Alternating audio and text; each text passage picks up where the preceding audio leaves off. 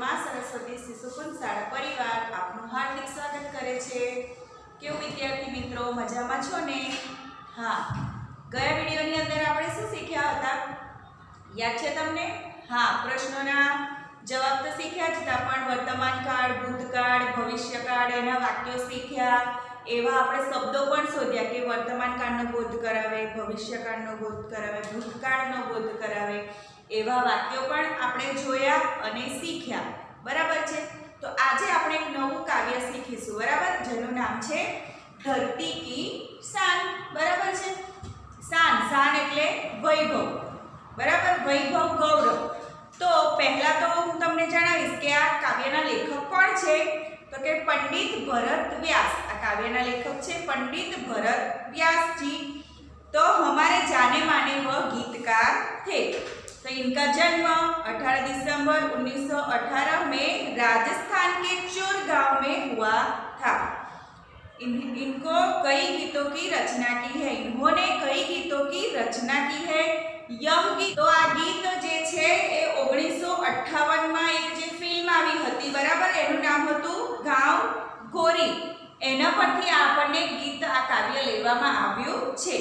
तो इस गीत में कवि ने मनुष्य को सबसे बुद्धिमान बताया है। इस धरती पर जो मनुष्य है, इस गीत में उसको सबसे बुद्धिमान बताया है। तो मनुष्य ने अपनी बुद्धि और कठोर परिश्रम के आधार पर जल, स्थल और आकाश में कई उपलब्धियां अर्जित की है। तो मनुष्य की प्रकृति को बहुत सीमा तक अपने अनुकूल ढालने में सफल हुआ है। तो मनुष्य के लिए कोई भी कार्य असंभव नहीं है। तो मनुष्य जो चाहे वह कर सकता है।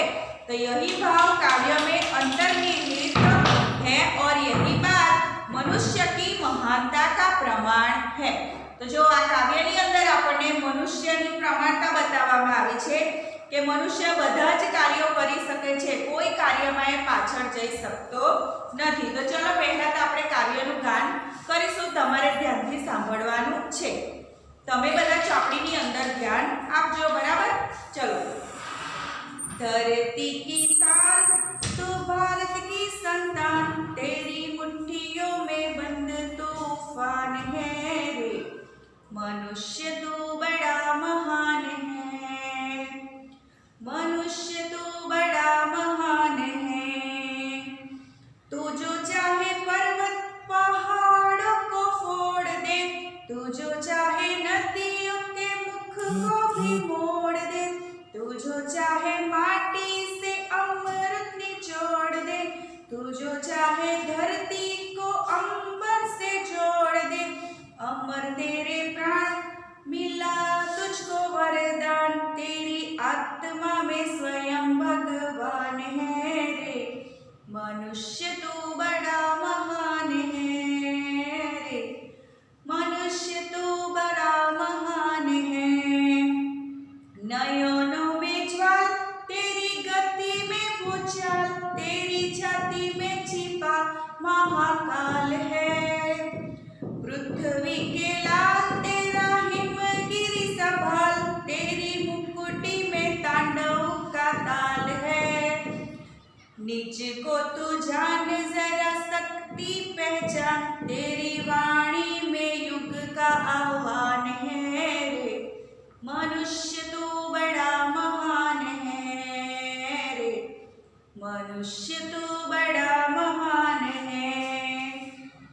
धरती सा धीर तू है अग्नि सा वीर, तू जो चाहे तो काल को भी थाम ले, पापों का प्रलय रुके, पशुता का शीस झुके, तू जो अगर हिम्मत से काम ले, गुरु सा मतिमान, पवन सा तू गतिमान, तेरी नभ से भी ऊंची उड़ान है रे, मनुष्य तू बड़ा महान है रे, मनुष्य तू बड़ा महान है।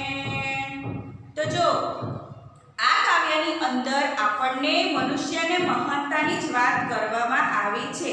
तो आ काव्यमां आपने शुं ध्यानमां आवे छे कि यह गीत हमें संग, भावना और आत्मविश्वास मनुष्य की शक्तियों का एहसास कवि ने हमें यह गीत में करवाया है।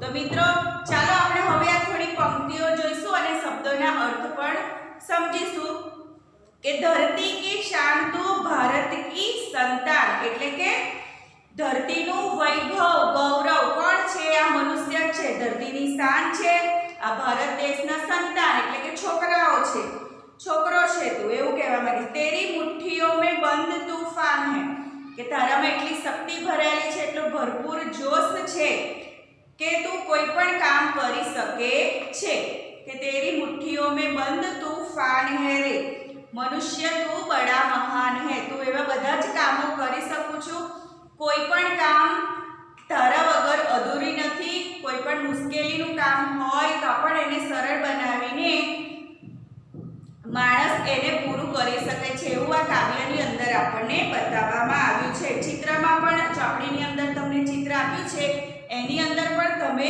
જોઈ શકો છો।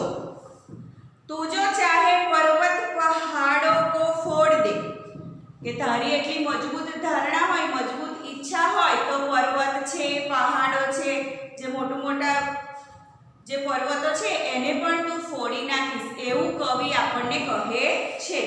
तू जो चाहे नदियों के मुख को भी मोड़ दे નદીઓ જ્યાંથી નીકળે છે એ મુખ को भी मोड़ दे એટલે કે ગમે તેવા વાંકાવડા રસ્તાઓ હોય તો પણ તારી મંજિલ જ્યાં છે ત્યાં તું પહોંચી શકે છે એવું અહીં કવિ આપણને કહે છે। तू जो चाहे माटी से अमृत निचोड़ दे मनुष्य इतना महान है कि मिट्टी में भी जो पकाए वह भी क्या बन जाता है? सोना बन जाता है कि माटी से अमृत निचोड़ दे એટલી તારી શક્તિ છે તારામાં એટલી કે માટીમાંથી પણ એ અમૃત પેદા કરી શકે છે। ચલો મિત્રો તો જો અહીંયા तू जो चाहे पर्वत पहाड़ों को फोड़ दे એટલે કે कवि यहाँ पर मनुष्य के आत्मविश्वास को जगाते हुए कहता है कि हे मनुष्य तू जो चाहे तो पहाड़ों और पर्वतों को भी तोड़ सकता है, तुम में इतनी शक्ति है।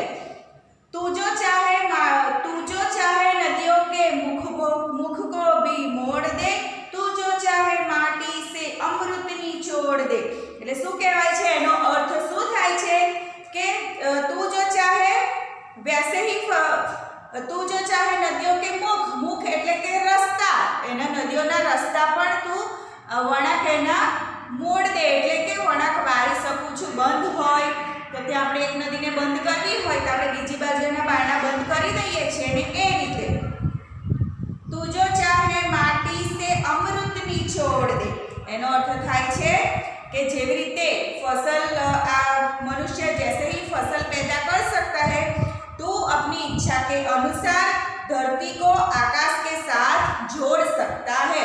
इस प्रकार ऐसे काम करके मनुष्य अमर हो जाता है।